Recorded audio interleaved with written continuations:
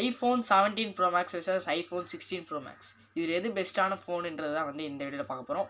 So இதில் எது வாங்கலான்றதையும் இந்த வீடியோவில் பார்க்க போகிறோம். வாங்க பார்க்கலாம்.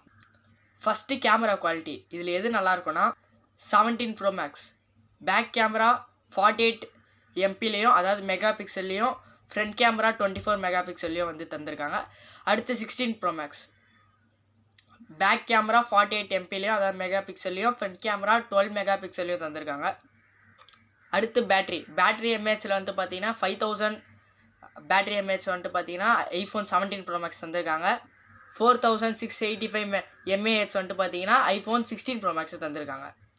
அடுத்து ஸ்டோரேஜ் ஐஃபோன் 17 ப்ரோ மேக்ஸில் வந்து பார்த்தீங்கன்னா 1 டிபிலேருந்து 2 டிபி வரைக்கும் வந்துட்டு ஸ்டோரேஜ் தந்திருக்காங்க. இதுவே ஐஃபோன் 16 ப்ரோ மேக்ஸில் வந்து பார்த்தீங்கன்னா 512 ஜிபிலேருந்து 1 டிபி வரைக்கும் ஸ்டோரேஜ் தந்திருக்காங்க.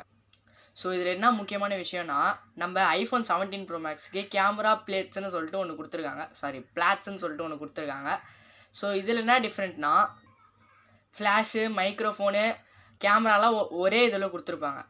அதுவே ஐஃபோன் 17 ப்ரோ மேக்ஸில் வந்து பார்த்தீங்கன்னா ஃப்ளாஷ் தனியாக மைக்ரோஃபோனும் ஃப்ளாஷும் தனியாக தந்திருக்காங்க.